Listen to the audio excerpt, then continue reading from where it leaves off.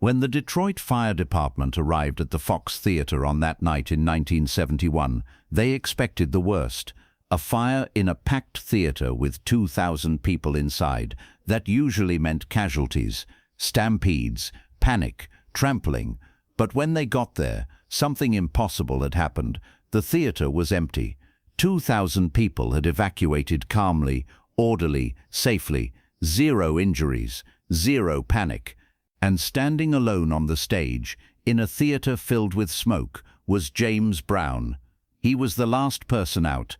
The fire chief asked him later, "How did you get 2,000 people out without a single stampede?" James smiled. "I gave them a reason to walk, not run. And I made sure I didn't leave until every single one of them was safe."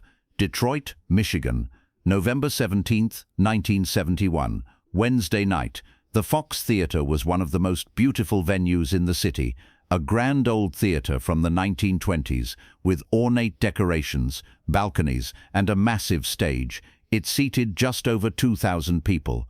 And tonight, every single seat was filled. James Brown was 38 years old, and at the absolute peak of his powers. Sex Machine had been a massive hit. Superbad was climbing the charts. James was selling out everywhere he went, and Detroit loved him. The crowd that night was electric. Black folks dressed in their finest, ready to see the godfather of soul do his thing. The show started at 8 p.m. By 9:30, James had the crowd in a frenzy. He'd done "Papa's Got a Brand New Bag," "I Got You," "Get Up Off of That Thing." The band was tight. The audience was on their feet. Everything was perfect. Backstage, in the electrical room behind the stage, something was not perfect. An old wire, frayed from years of use and never replaced, finally gave out. It sparked. The spark hit some old curtains stored nearby. The curtains caught fire. Nobody noticed at first. The electrical room was tucked away, rarely checked during shows. The fire had a few minutes to grow before anyone saw it. On stage, James was in the middle of "Get Up Off of That Thing," dancing, spinning, working the crowd into that familiar frenzy. The audience was screaming, dancing, completely lost in the music. Then James noticed something. Smoke. Just a wisp of it, coming from the wings stage left. James didn't stop performing, but his eyes tracked that smoke. Within seconds, he saw more. The band saw it too. James's saxophone player, Alfred Pee Wee Ellis, looked at the smoke, then at James, his eyes asking the question, "Do you see that?" James gave him a tiny nod. "Keep playing."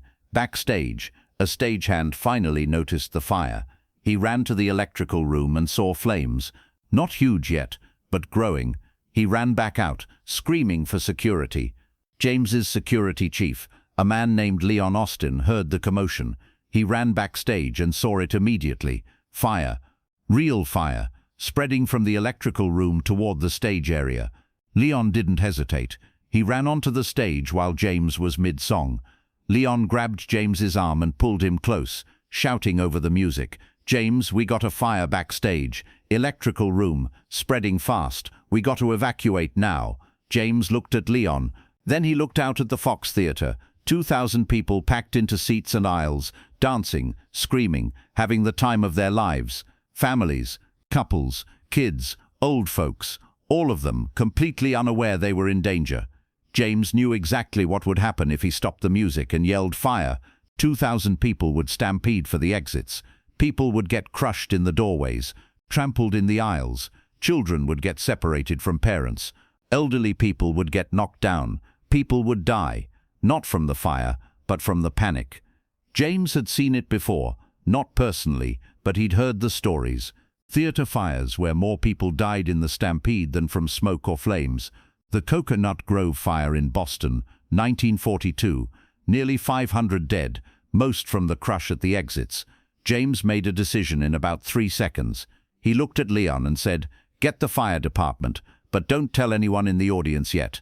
I'm going to get them out. James, the building is on fire. We need to trust me." Leon hesitated, then nodded. He ran off to call the fire department. James turned back to the band and gave them a signal they all recognized. "Keep playing, but follow my lead." The band was terrified, but they trusted James. If James said keep playing, they kept playing. James finished Get Up Off of That Thing like nothing was wrong. The crowd went crazy with applause. While they were clapping, James grabbed the microphone and put on the biggest smile of his life.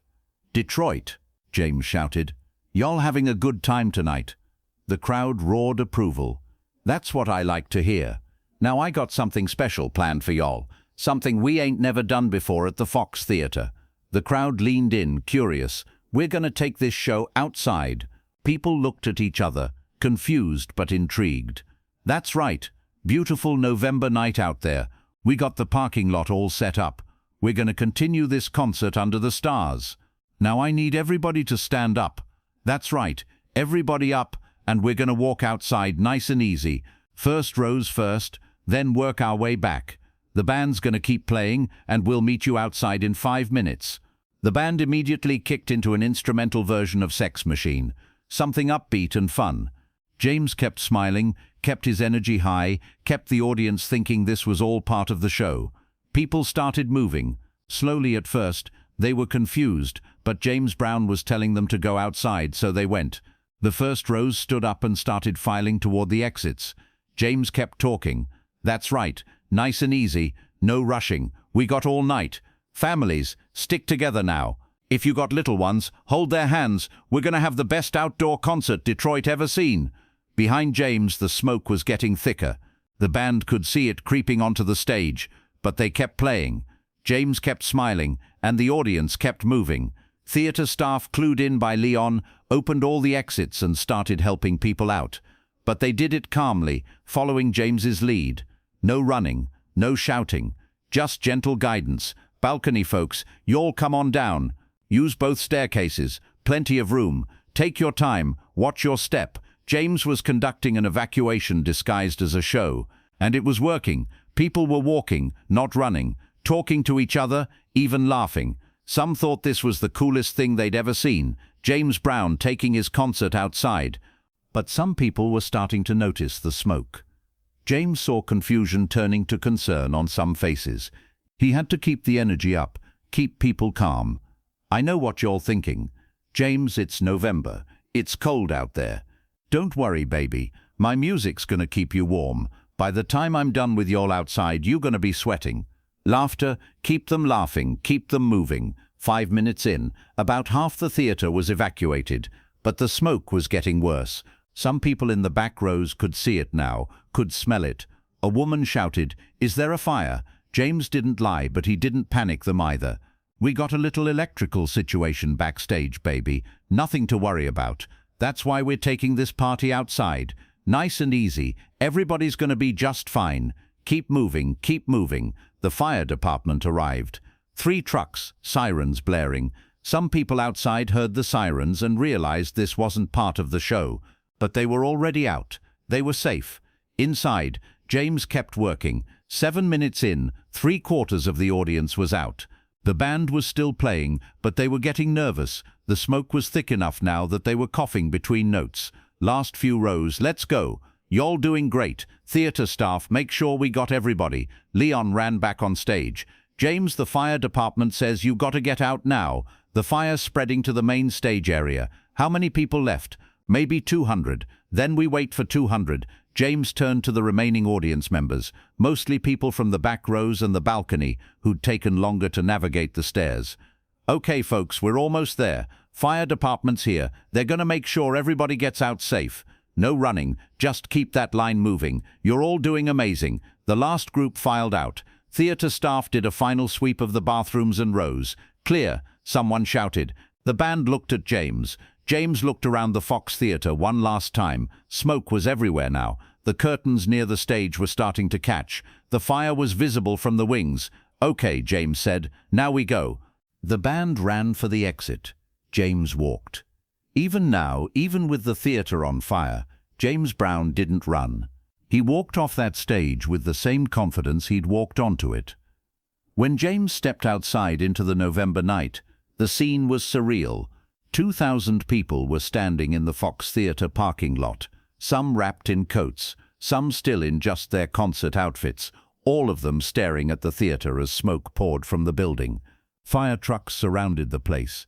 Firefighters were running inside with hoses. The crowd saw James emerge from the theater, and they erupted, not in panic or fear, but in applause. They understood now what had happened. James Brown had saved them, all of them. The fire chief, a white man named Robert O'Connell, walked up to James. "You the performer?" "Yes, sir." "That was you in there conducting the evacuation?" "Yes, sir." Chief O'Connell shook his head in amazement. "Son, I've been doing this job for 23 years. I've seen theater fires. I've seen what happens when crowds panic.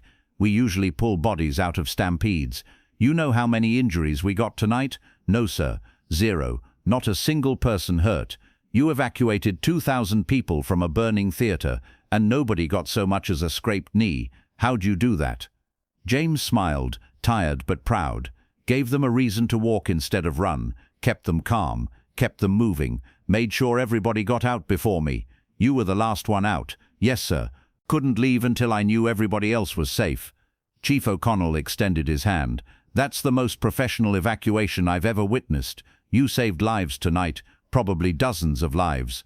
James shook his hand. "Just did what needed doing." The fire was put out within an hour. The damage was significant. The backstage area was destroyed. The stage was damaged. Some of the theater's interior was smoke damaged. But the structure held, and everyone who'd been inside walked away. In the parking lot, people didn't go home. They stayed, for hours, just standing there, talking about what happened, slowly realizing how close they'd come to disaster, slowly understanding that James Brown had orchestrated a miracle. A woman came up to James with her 2 kids. "Mr. Brown, I just want to say thank you.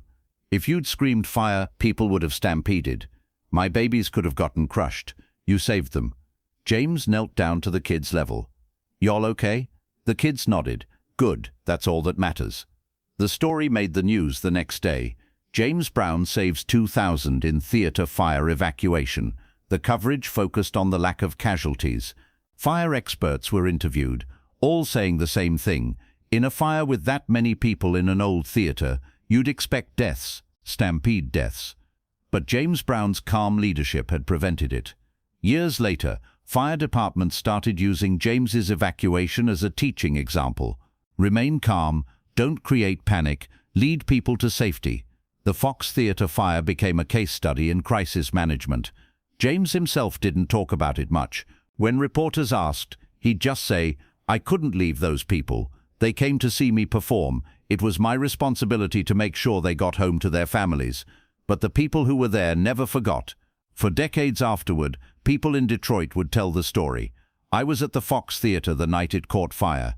James Brown saved us all." One man who was in the balcony that night, a Vietnam veteran named Marcus Williams, wrote James a letter years later. "I've been in combat. I've seen men panic under fire. I've seen what fear does to people. What you did that night, keeping 2,000 people calm while the building burned, that took more courage than any battlefield heroics I ever witnessed. You're a different kind of soldier, Mr. Brown, but you're a soldier nonetheless." James kept that letter.